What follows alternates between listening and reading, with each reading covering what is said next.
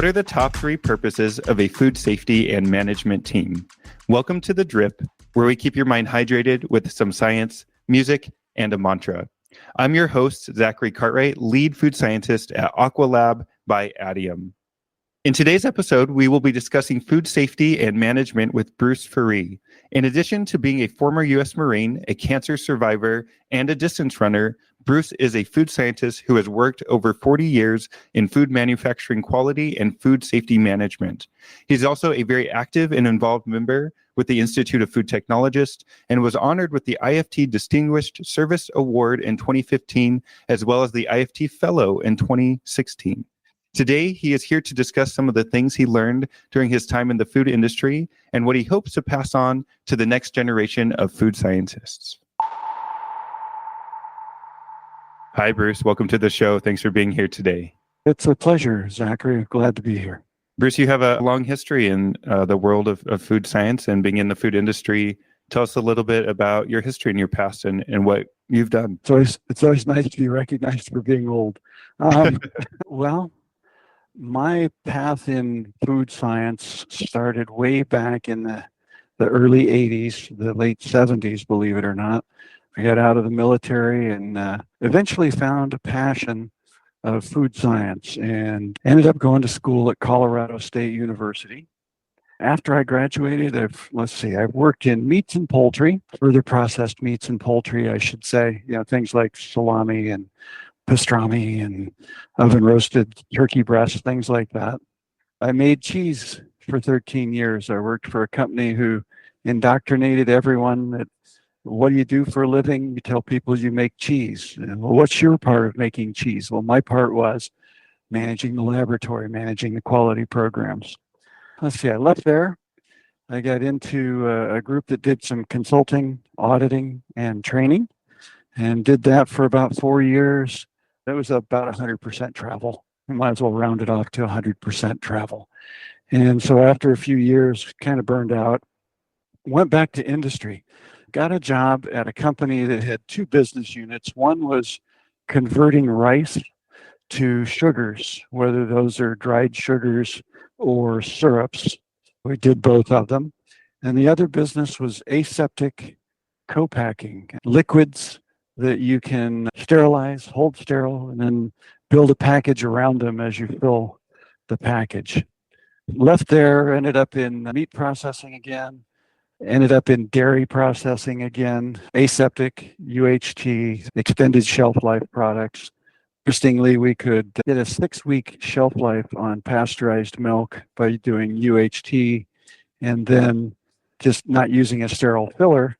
You still get 6 weeks of shelf life, and we were able to ship product all the way to Japan and China, and it's still within the shelf life, still had a month of shelf life left on it, and make a profit on it. So that was good. But I ended my career back in training, auditing, and consulting along food safety and food quality guidelines. So you're right. I've been around the block. I've been able to work in all 50 states. I've been able to travel to 16 different countries and work. So yeah, it's been an exciting career. And it sounds like in many of these experiences and products, you've been looking at food safety and food quality. And I'm curious, as somebody who's been in the industry for a while and working at these different companies, how has the culture around food safety and quality changed? What did it look like when you first entered the industry, and what does it look like now? Excellent question. Perfect question. It has changed. You are correct. It has changed. When I first got into industry, I was in the quality group, and I learned real quick that everybody just wanted to get the product past the inspector. Just get it past the inspector. We'll get credit for making it. Even if we have to rework it, later we'll find out it's bad.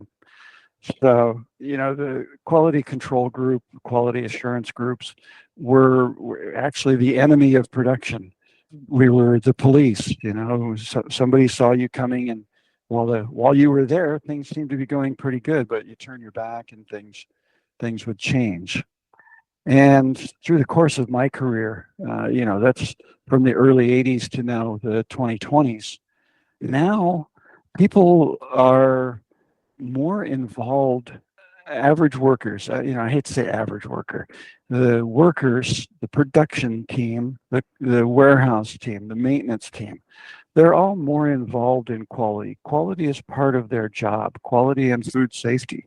There's been a lot of training to let people know, you don't just get it past the inspector. The inspector's trying to make sure the customer is happy.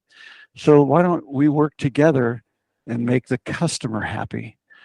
So a lot of work has been done to give operational staff not just the responsibility for safety and quality, but also the authority for safety and quality. And to try and explain that, I'll make a simple example of a production worker realizes that the printed shelf life code on the package is unreadable.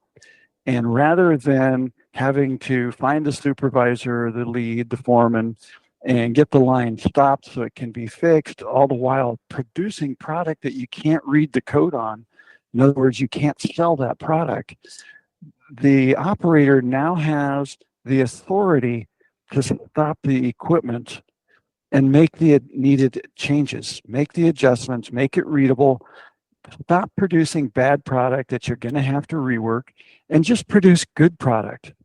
First pass quality, first time you make it, did everything pass your quality requirements? First pass quality percentages have gone way up in this time frame. So yeah, I'm sure that finished product quality, sales quality is also up, but our numbers just didn't reflect that. So it's been quite a transition, and it's a lot more fun now for quality staff to work with manufacturing to help them understand the needs of the customer and the needs of the business in getting product to the customer. It's been very exciting. And even in my own role, I see this integration. I see a lot more quality teams working closely with production or even with R&D, because really to be successful and to make a consistent, safe, high quality product, you need that collaboration. And so it's reassuring for me as well to hear that you've seen this transition and that we're able to, because of it, jump on and make changes much quicker as they're needed. Because you've worked with so many different safety and management teams, what would you say the top three purpose of a food safety and management team? What are those three purposes? It's always fun to try and integrate food safety and quality. And I took the three letters from CCP, critical control points, which is obviously a safety concern or a safety acronym. And I also turned it into a quality acronym.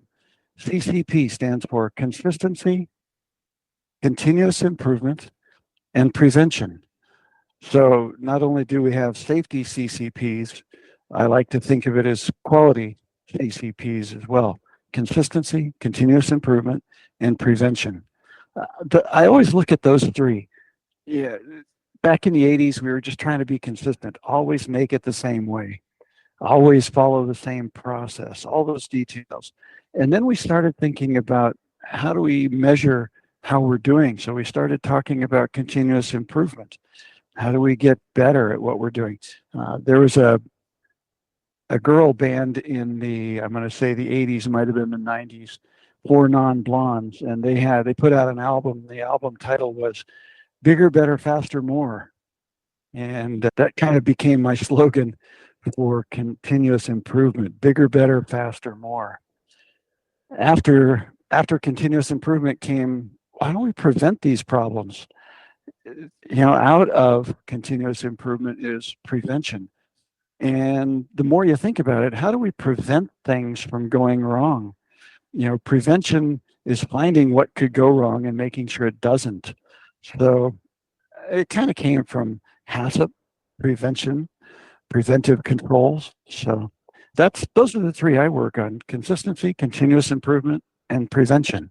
And you touched on it there for a moment, but I'm also curious how your time as a U.S. Marine has helped you as a food scientist and in your career. What else were you able to take from that experience and apply it to some of these other food safety, food quality things that you've accomplished? I never really thought about putting, my background before food into quality management. So I think what you learn from the military is a lot of that consistency. You're regimented. You have to wake up at a certain time. You have to follow a certain process, whether it's just simply saying yes, sir, and no, sir, to when you march, you always step off on your left foot. I think that regimentedness, wow, did I just make up another word? Regimentedness. That kind of drives you to consistency. It drives you to continuous improvement. You get a lot of practice when you're in the service. You have to go out and practice marching. You have to go out and practice getting your shirt to look just right. You have to practice sewing on your stripes so that they're perfectly straight. All those different things. I think that really played into being more of a success in the quality and food safety business. Of course, there's additional learning you have to understand pathogens, chemical contamination, process control, equipment operation, those type of things. But that regimentedness of the military, and for me, it was the Marine Corps. And I now know 4 other Marines that are in the food industry and members of the IFT. So there's a few of us out there, and I think it did help. Now that you make me think about it, I think it did help. Well, thank you so much for your service, Bruce. It's always really interesting to me how people's backgrounds push them and help them in their careers. And I have another tough question for you, because if you're open to it, I'm curious how surviving cancer really changed your outlook on life and how you also applied that experience to your career. Thanks, Zachary. You and I obviously go back a ways, and we know each other well enough that I am a cancer survivor. I think it changes your outlook a little bit. I didn't have a cancer that was like pancreatic cancer, where you don't have much of a chance it's going to get you quickly. And I was able to have the offending parts removed. So I got pretty lucky with my cancer battle. And about a year later, all those parts were gone. And don't need them anymore. Don't use them anymore. And I think when you're a quality or food safety manager, you have those days where you just think, why am I still doing this? What am I going to do? How am I going to deal with this? This is just so painful. And using the analogy of cancer, there's days of the same thought process. Why am I still doing this? But you learn to persevere. And I think surviving cancer, making all those decisions of how we're going to get through this, is an analogy for the kind of work we do in food safety and food quality management. You're up against the wall in so many cases of what's next. The rules have changed. The FDA came in today. We're having a recall. The customer doesn't like product X any longer. All those things happen. You kind of take it to heart when you're in the quality business and the food safety business, because that's what you're trying to take care of and address and, if you will, prevent. So I think the perseverance from cancer really played over into perseverance at the job site and at work. I don't know if one led to the other. Maybe I had perseverance in my business career and it just carried over into the cancer battle, or if it was because of the cancer battle, it carried over into the business world. But I think that's the bottom line, is that perseverance. Yeah, thanks so much for being open to talk about that. And I wanted to move now and talk a little bit about IFT. I know you're very involved there. And in case our listeners don't know what IFT is, what is IFT and what work have you done with that organization? I'm glad you mentioned that some people might not know what IFT is. It's the Institute of Food Technologists. It's a professional group of food science people who promote the science of food. whether we're quality geeks or food engineers or nutritionists, those are all some of the areas involved in the science or the sciences of food. So every profession has their own group. You could be a member of the analytical chemists, which is a science group, or you could be a food science chemist. You could be an engineer or a food engineer. So I think what IFT does well is to bring all those disciplines together, as opposed to just focusing on chemistry or microbiology or engineering or nutrition or quality. So it brings all those together. And I joined way back in 1981. And so what is that, 43 years now? And I've done a lot. I've chaired the local geographic area a couple of times. I've served on numerous committees. I've worked at national. I've updated bylaws. I tell people the one thing I haven't done is counted money. I haven't been a treasurer. I did raise money. I think over the course of my career, I've raised about $80,000 for student scholarships. One of the things I did was back in 2016, I participated in, I won't say I finished because I broke my foot, but I participated in a 250-kilometer run across the Chilean desert to raise funds. And we got about 36,500, I think, dollars for student scholarships that year. Yes, I mentioned I broke my foot on day 3, so I only got about 75 miles into it before I had to pull out. Disappointing, but fun. Still, the IFT does bring together a lot of good people in the science of food. It's a good organization. And one thing you touched on there that I also really appreciate is just all the different types of food scientists this organization brings together. I brought up a list here of the different groups or divisions, and it's everything from aquatic food products, carbohydrates, dairy foods, it could be food microbiology, food safety and quality, where you and I have met and worked together, muscle foods, nutrition, and so on. I think there's now maybe 25 different divisions that I see here. So any scientist or engineer or technologist working in the field of the food industry has a place and a home here. So I like that by my involvement, I get to meet so many different scientists all over the world that participate. But looking forwards, how can IFT grow? How can it be a better organization? How can you pass on the torch to food scientists like myself or even others in grad school or undergraduates? How can we help this organization be even better in the future? Good question and a tough question. I think all trade associations are having trouble right now. COVID kind of brought a lot of things to the forefront where companies are no longer supporting memberships in trade associations. So members have to pay their own dues. Wouldn't it be nice if dues would be cut by 50% to increase membership? IFT did a lot of things to adjust to the pandemic. And yes, membership is down at IFT just like many other trade associations. To be better, I think IFT needs to be more proactive in carrying the message of science to the general public.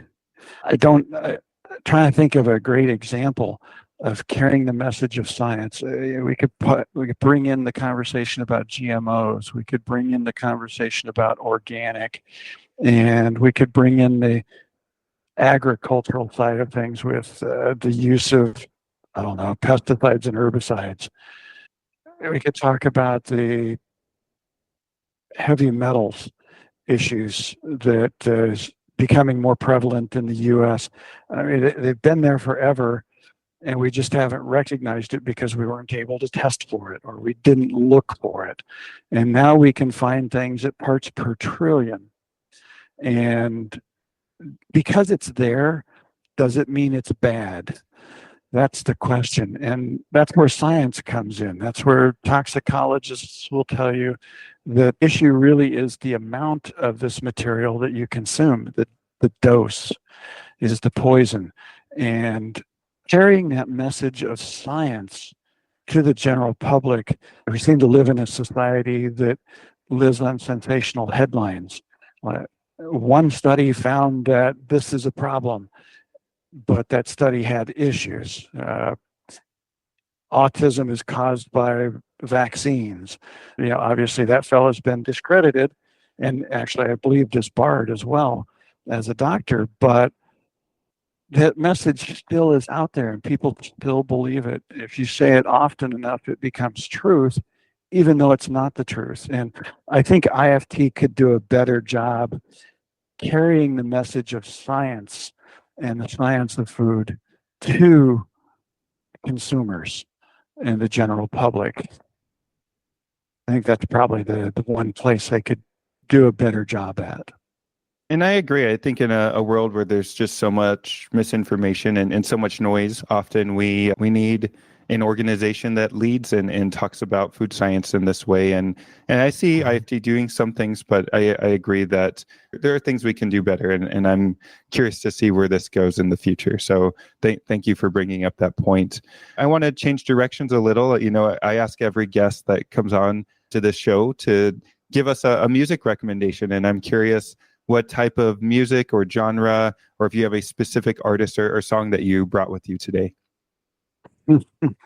How exciting. Music, huh? I'm a rock and roller. I can listen to just about anything except for rap music. I still don't understand rap. But I listen to Todd Rundgren a lot. And most people go, who's Todd Rundgren? But he's got a couple of popular songs. There's always one on a Friday afternoon that's good right around quitting time. It's called Bang on the Drum All Day. And talks about thinking about the drum as your boss and just banging away on the drum to make some more music. Gets you ready for the weekend, gets you all situated for the weekend. Of course, I was the boss, so I don't know if I should like that song anymore or not. But Todd Rundgren has a lot of good stuff. The album Something Anything is probably one of his better albums. It's from way back in the 80s. It's probably the 70s. Crimey, I'm getting old, aren't I?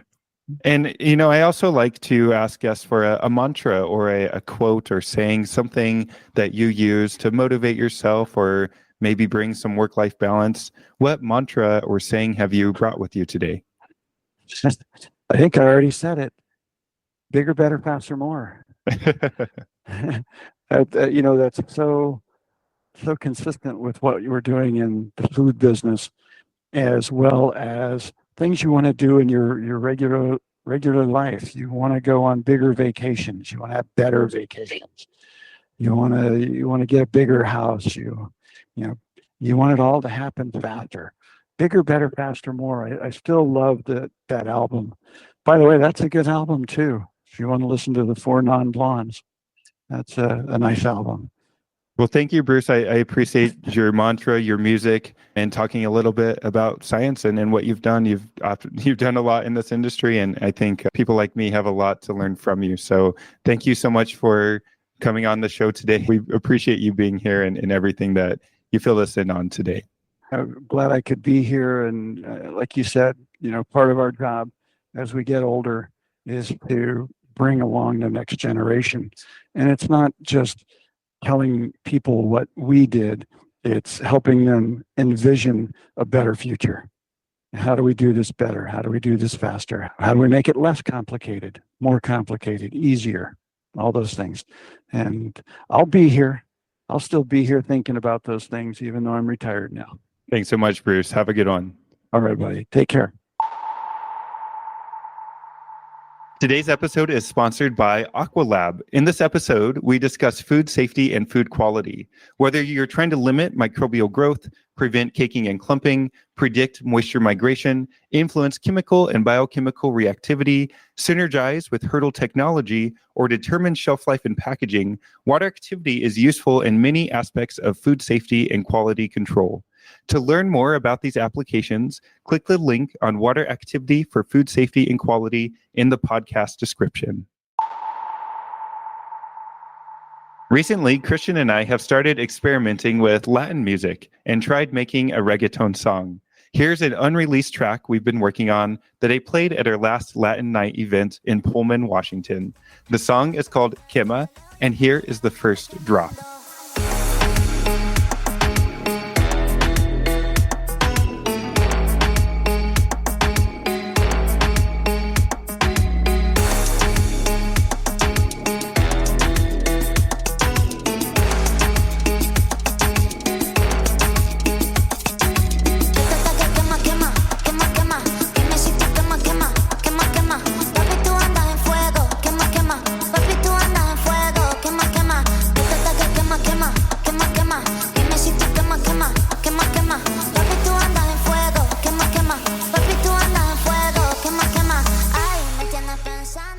And finally, to round out this episode, I will be offering another mantra.